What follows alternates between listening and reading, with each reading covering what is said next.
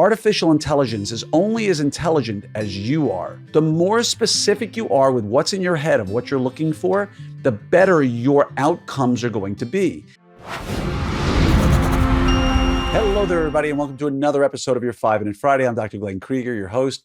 And today I want to talk to you about intelligence, artificial intelligence. Now, sweeping the globe is all this talk of AI, right? And if you're a fan of the old Terminator movies, you know, that Skynet has achieved consciousness is when mankind's downfall occurs. And for those who are really into artificial intelligence, there is a real legitimate concern about whether or not artificial intelligence will ever get rid of mankind, right? And there are many brilliant people. There's a great book, Life After Google. The first 65 pages are the hardest reading you will ever do in your life. It makes PChem look simple. But once you get through all the philosophy of it, there's a discussion out there that artificial intelligence will actually get too smart. And the biggest existential threat we face as humanity is artificial intelligence that we are incapable of turning off, becomes so smart, and really does create the end of mankind. Now, I'm not going to go there, but I will say until it ends us, it can actually help us. And right now, the big talk has been ChatGPT and other programs out there that Mid-Valley, Dolly, things like that, that are going to allow you the opportunity to use artificial intelligence in your office on a regular basis. Now, if you've played with it, you know what it does. If you haven't played with it, you really should. Even just have fun with it. Go in there and type some stuff in. But let me tell you this. In my practice on a daily basis, I use AI to help write job posts, to respond to patients, to create emails, to create texts, to do performance reviews, to help with policies and systems, to write social media posts. I mean, I use it for literally everything. Doesn't mean I use exactly verbatim, but I can use it to help me write a policy and system that takes me 5 minutes to edit as opposed to 2 hours to create. There's amazing opportunities out there to use artificial intelligence to help you in a million ways. But here's what I want you to remember. Artificial intelligence right now can't read your mind, and I hope it never can.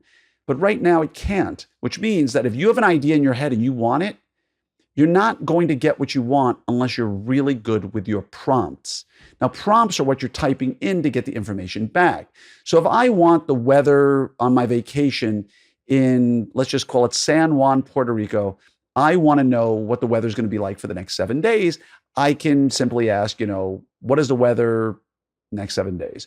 I could also, it won't necessarily have that answer because it doesn't keep current, and I just gave you a terrible example. But let's just say let's do something better. Let's just say I want it to write a policy and system for a checklist.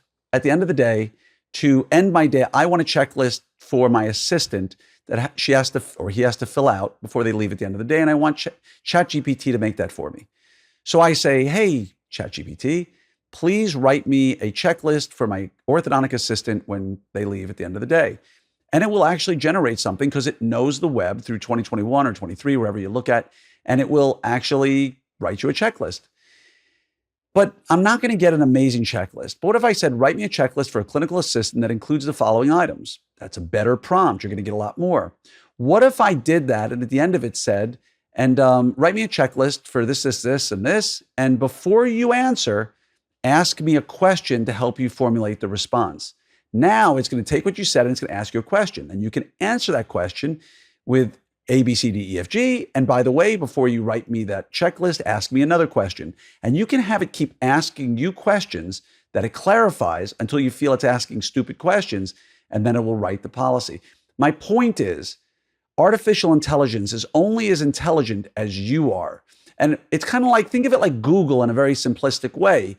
If I say, find me a restaurant for dinner, it's going to find you a restaurant for everywhere.